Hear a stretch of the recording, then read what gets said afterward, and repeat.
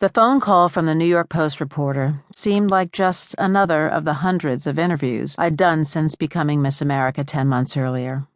They were all the same. I could predict the questions. How has your life changed?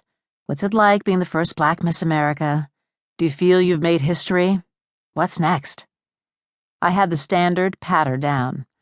It was an unexpected honor, with lots of pressure and great opportunity. But unexpected was actually an understatement.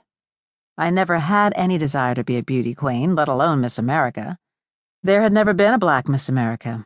Miss America was usually a blonde-haired, blue-eyed girl. I do have blue eyes, though, just like my paternal grandfather, Milton Williams Sr. I, on the other hand, was the girl who smoked pot and inhaled, drank beer at cask keg parties, and had premarital sex with my boyfriend. I lived life. Or at least I was living a 21-year-old's version of life as a college junior. My friends found the idea of it hysterical as we sipped our Rolling Rock beers at our theater parties before I won the crown. It became a punchline to a joke only we understood. Vanessa as Miss America? They have no idea who you are. When Gary Collins, the host of the pageant, announced my name as Miss America, my first thought was, damn.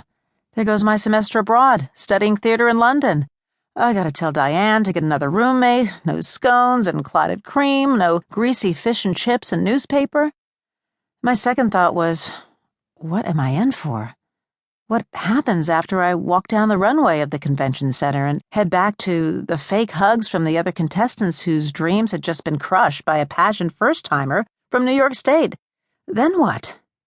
Yikes. And now my year was almost finished. It was Friday, July 13th, 1984. Yes, Friday the 13th. And I had just 6 weeks left in my reign. I was in yet another hotel room on the road, the Ramada in Watertown, New York. The tiny town near the Thousand Islands, one of New York's natural wonders, was the home to the New York State pageant, which I'd won last year. I was there to crown my successor. It had been a typical day so far. Midge Stevenson, my bubbly, fit, blonde chaperone and a pageant pro, had given me my itinerary in the morning. There was breakfast, pageant rehearsals, and some interviews, including this one with the New York Post reporter. I sat at the edge of my bed discussing Geraldine Ferraro, Walter Mondale's running mate in the upcoming presidential election and the first woman vice presidential candidate. A first, commenting on another first. Well, I think it's fantastic.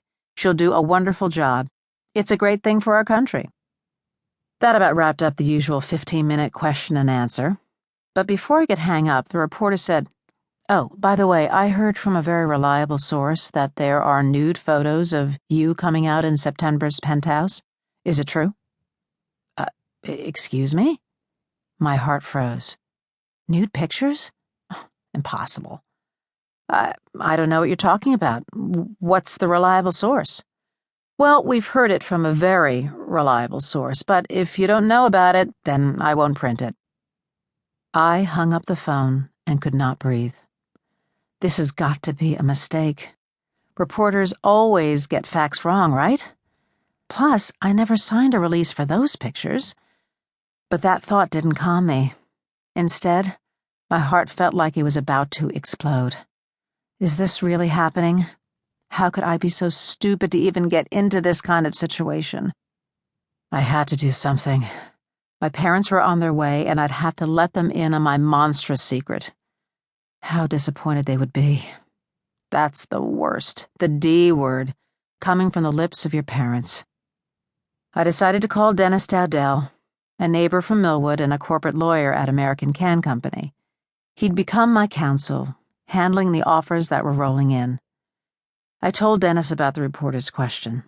I then confessed to the stupid summer of my 19th year. Yes, you gotta find out if this is real, I told him. He said he would. We were in detective mode, hoping to uncover a hoax. 2 years earlier, 1982, had been my summer of freedom.